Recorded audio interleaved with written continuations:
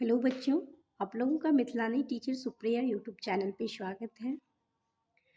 जैसे कि इससे पहले का वीडियो आप लोगों को जो आप लोगों का फाइनल एग्जाम होने वाला है उसके लिए आप लोगों को कुछ गेस क्वेश्चन मैथ्स का मिला था। आज का जो हमारा ये वीडियो है वो गेस क्वेश्चन है वार्षिक परीक्षा 2025 का फाइनल एग्जाम का और सब्जेक्ट है विज्ञान साइंस का।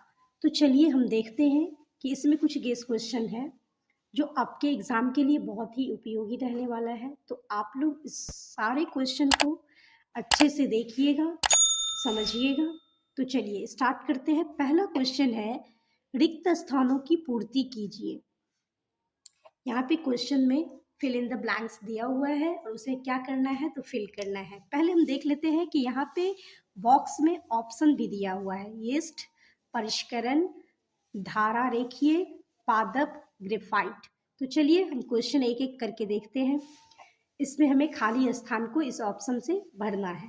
तो क है, कोशिका भित्ति ब्लैंक्स कोशिकाओं में पाई जाती है। तो ये जो कोशिका भित्ति होती है वो किसकी कोशिकाओं में पाई जाती है? पादप में, या फिर पेड़, पादप यानी कि पेड़ पौधे है ना, या फिर जीव में।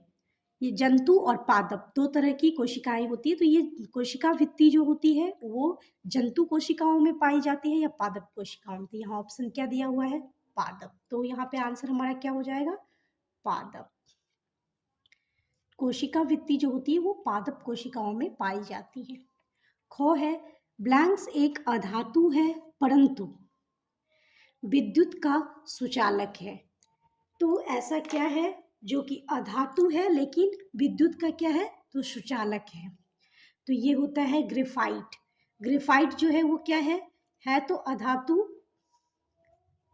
ग्रेफाइट ये क्या है तो अधातु है लेकिन ये सुचालक होता है विद्युत का।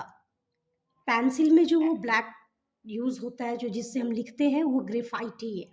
चलिए देखते हैं। नेक्स्ट है, पेट्रोलियम के विभिन्न संघटक पेट्रोलियम के विभिन्न संघटकों को पृथक करने का प्रक्रम ब्लैंक्स कहलाता है। तो यहाँ पे हो जाएगा परिष्करण। क्या होगा? परिष्करण कहलाता है। नेक्स्ट है, सिरका का उत्पादन ब्लैंक्स नामक सूक्ष्म जीव की सहायता से किया जाता है। सहायता से किया जाता है। तो सिरका का उत्पादन जो होता है वो किसकी सहायता से होता है? तो यीस्ट की सहायता से किया जाता है। तो यहाँ होगा यीस्ट। हवाई जहाज की आकृति ब्लैंक्स होती है। तो हवाई जहाज की जो आकृति होती है वो धारा रेखीय होती है। कैसी होती है? तो धारा रेखीय होती है। तो ये सारे 5 क्वेश्चन हमारे थे फिल इन द ब्लैंक्स। चलिए दूसरा क्वेश्चन देखते हैं। सही विकल्प के सामने सही का चिन्ह अंकित कीजिए। 4 ऑप्शन दिया हुआ है प्रत्येक क्वेश्चन का। जो करेक्ट आंसर होगा, जो सही क्वेश्चन होगा उसके सामने हमें करेक्ट का साइन लगाना है, चिन्ह लगाना है। चलिए पहला देखते हैं कि कांवड़ पक्षी झील बिहार में कहाँ स्थित है। ठीक है, ये कांवड़ पक्षी बिहार में स्थित है। तो कहाँ पे ये कांवड़ पक्षी झील है? ठीक है, ये बिहार में कहाँ पे स्थित है? ऑप्शन दिया हुआ है मुंगेर, गया, पटना, बेगूसराय। तो इसका जो करेक्ट आंसर होगा वो क्या होगा? तो बेगूसराय होगा। ये कांवड़ पक्षी झील बेगूसराय में स्थित है। नेक्स्ट क्वेश्चन है क्वेश्चन ख, चीनी को अल्कोहल में परिवर्तित करने वाला प्रक्रम है। को दिया हुआ है संदूषण, दूसरा ऑप्शन है किण्वन, तीसरा है परिरक्षण और चौथा है संक्रमण। तो चीनी को अल्कोहल में परिवर्तित करने वाला जो प्रक्रम होता है वो किण्वन कहलाता है। क्या कहलाता है? किण्वन कहलाता है। नेक्स्ट है टेस्टेस्टोरान है। ये क्या है? ये जो है टेस्टेस्टोरान ये क्या है? अंतःस्रावी ग्रंथि है, स्त्री हार्मोन है, पुरुष हार्मोन है, या फिर फर्स्ट और थर्ड, यानी कि अंतःस्रावी ग्रंथि और ये पुरुष हार्मोन, ये दोनों में से कौन सा है? तो देखिए जब यहाँ पे बात होती है तो इसका ऑप्शन जो होगा वो क्या होगा? फर्स्ट एंड थर्ड ये होगा। ठीक है, नेक्स्ट है घ, इनमें कौन असंपर्क बल है? ये 4 ऑप्शन दिया हुआ है, उसमें से असंपर्क बल कौन सा है? खिंचाव, धक्का, चुंबकीय, घर्षण। तो देखिए इसमें जो होगा असंपर्कीय बल वो होगा चुंबकीय, ये असंपर्क बल है। बाकी जितने भी है वो एक दूसरे के संपर्क में आने के बाद ही होती है प्रोसेस, बट चुंबकीय जो है थोड़ी डिस्टेंस पे भी वो एक दूसरे की तरफ क्या करता है तो बल लगा लेता है। नेक्स्ट चलिए, किसी कंपित वस्तु का अपनी माध्य स्थित से दोनों ओर अधिकतम दूरी तक का विस्थापन कहलाता है। ऑप्शन दिया हुआ है आवृत्ति, आयाम, आवर्तकाल, तारत्व। तो इसका जो करेक्ट आंसर होगा वो होगा आयाम। नेक्स्ट क्वेश्चन है, मिलान कीजिए। ये स्तंभ अ है कॉलम ए, ये स्तंभ ब है कॉलम बी है। इसमें 5 ऑप्शन, दोनों साइड 5-5 ऑप्शन दिया हुआ है, जिसका जो करेक्ट होगा वो आपको मैच करना है। तो पहला क्या है, सोना। तो इसमें देखिए थर्मामीटर, बिजली के तार, आभूषण, मशीनें, ईंधन। तो सोना का यूज हम किसके लिए करते हैं? आभूषण बनाने के लिए, यानी कि गहना बनाने के लिए, है ना। अब नेक्स्ट है आयरन। तो आयरन का यूज किसके लिए होता है, किस में होता है? तो आयरन क्या है? ये लोहा है ना। तो आयरन मशीन बनाने में यूज होता है। नेक्स्ट है कार्बन। कार्बन क्या है? तो ये एक ईंधन है।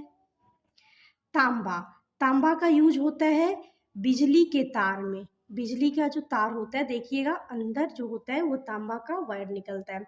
अब पारा, पारा का यूज किसके लिए होता है? थर्मामीटर में देखते होंगे कि पारा दिखाई देता है, तो थर्मामीटर में पारा होता है। तो ये था इसका करेक्ट मैचिंग। नेक्स्ट चलिए क्वेश्चन 4 देखते हैं। जंतु कोशिका का नामांकित चित्र बनाइए अथवा नियमित एवं विस्तृत परावर्तन में अंतर किरण आरेख की सहायता से बताइए। देखिए तो इसमें बात हो रही है नियमित की और दूसरा हो रहा है विस्तृत परावर्तन की। तो आप इस दोनों अथवा करके, यहाँ पे 2 क्वेश्चन है, दोनों में से कोई आप बना सकते हैं। जंतु कोशिका बना के और उसको नामांकित करना है, उसके पार्ट का नाम लिखना है, या नियमित और विस्तृत परावर्तन। तो चलिए हम ये दूसरा यहाँ पे आपको पिक्चर बना के दिखाते हैं कि नियमित क्या होता है। तो हम लोग पढ़े हैं प्रकाश चैप्टर में कि ये क्या है, तो ये एक समतल मिरर है जिसपे कि यहाँ से आपतित किरण आती है और इस सतह से टकराकर ऐसे परावर्तित होती है ना। तो यहाँ पे देखिए ये किसका एग्जाम्पल है? तो ये नियमित परावर्तन का है, क्योंकि ये एक नियमित तरीके से आके टकरा के क्या हो रही है तो वापस जा रही है। तो ये हुआ आपका नियमित परावर्तन का एग्जाम्पल, ये पिक्चर नियमित परावर्तन का। ठीक है, अब है विस्तृत परावर्तन का। तो ये भी देखिए यहाँ पे जब विस्तृत कह रहा है तो विस्तृत का मतलब ही होता है क्या?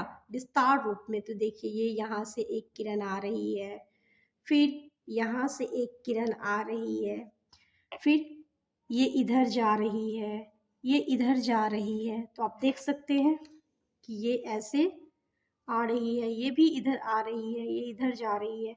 तो इसका क्या है कि एक नियम नहीं है, ये क्या है? अनियमित तरीके से जा रही है। ठीक है, इधर से आ रही है फिर इधर ही रिटर्न आ रही है, तो ये अनियमित तरीके से जा रही है। तो ये अनियमित परावर्तन का यानी कि विस्तृत परावर्तन का एग्जाम्पल है, अनियमित परावर्तन का। तो इसी तरह से आपको क्या करना है, पिक्चर बना के शो करना है। या तो आप इसका कीजिए परावर्तन का, या तो आप ये बनाइए, या तो आप ये जंतु कोशिका का पिक्चर बना के उसके पार्ट का नाम लिख सकते हैं। नेक्स्ट क्वेश्चन है खरपतवार क्या है? हम उनका नियंत्रण कैसे करते हैं अथवा जैव विविधता से आप क्या समझते हैं? तो देखिए यहाँ भी 2 क्वेश्चन दिया हुआ है अथवा करके। अथवा करके क्वेश्चन आपके लिए ही, आपको इजी लगे इसीलिए दिया जाता है कि अगर बच्चों को एक क्वेश्चन नहीं आता है तो अथवा करके दिया रहेगा, तो दोनों में से कोई एक क्वेश्चन रहेगा तो वो इजीली बना सकता है। अब देखिए खरपतवार क्या है, हम उनका नियंत्रण कैसे करते हैं? तो ये हम लोग पढ़े हैं कि खरपतवार क्या है, जो अनवांटेड प्लांट होता है। आप मेरे चैनल पे जाके एनसीईआरटी क्लास 1, एनसीईआरटी क्लास 8 का चैप्टर 1 देखिएगा, तो उसमें ये चैप्टर है उसमें ये हम लोग पढ़े हुए हैं कि खरपतवार क्या होता है और हम उनका नियंत्रण कैसे करते हैं। दूसरा है जैव विविधता से आप क्या समझते हैं। तो यहाँ भी हम दूसरे क्वेश्चन का आंसर आपको बता रहे हैं कि जैव विविधता का अर्थ है किसी खास स्थान पर तरह तरह के जीवों को एक साथ रहना, अर्थात एक पारितंत्र के भीतर रहना जैव विविधता कहलाता है। जैसे बगीचा, समुद्र इत्यादि में जैव विविधता पाई जाती है। अब देखिए, आप बगीचा देखे होंगे, बगीचा में क्या सब रहता है, तो डिफरेंट डिफरेंट प्रकार के जीव एक साथ उसी बगीचा में रहते हैं। समुद्र में भी क्या होता है कि डिफरेंट डिफरेंट टाइप के जीव, जैसे स्नेक है, मेढक है, टर्टल है, और भी बहुत सारी चीज़ें हैं जो समुद्र में रहती है। तो डिफरेंट डिफरेंट टाइप के जीव जब एक ही जगह पे एक साथ रहते हैं तो वही जैव विविधता कहलाती है। नेक्स्ट क्वेश्चन है मानव नेत्र का चित्र बनाकर नामांकित करें। देखिए, आपके चैप्टर में मानव नेत्र का पिक्चर दिया हुआ है। आप लोग वहाँ से भी देख के बार बार बना के प्रैक्टिस कर सकते हैं। और आपके हेल्प के लिए देखिए, यहाँ भी ये पिक्चर देखिए, यहाँ पे मानव नेत्र का पिक्चर बना हुआ है और मानव नेत्र के जो अंग है उस सबके नाम लिखा हुआ है। तो नामांकित का मतलब होता है सारे पार्ट का नाम लिखना। तो आप लोग मानव नेत्र का चित्र बनाकर और उसके पार्ट का, उसके अंग का नाम लिखिएगा। तो आई होप कि आप लोगों के लिए ये वीडियो हेल्पफुल रहेगा। और अभी तक साइंस में हम लोगों ने जितना क्वेश्चन देखा है वो आप लोगों को अच्छे से समझ में आ गया होगा। आप लोग इस वीडियो को 1 से 2 बार देख के अच्छे से समझ लीजिएगा सारा क्वेश्चन, क्योंकि ये सारे क्वेश्चन आपके एग्जाम के लिए बहुत ही उपयोगी होने वाला है। अगर आप लोगों को ये वीडियो पसंद आया तो अपने दोस्तों में अधिक से अधिक शेयर करें और इस चैनल को लाइक करें, सब्सक्राइब करें। धन्यवाद।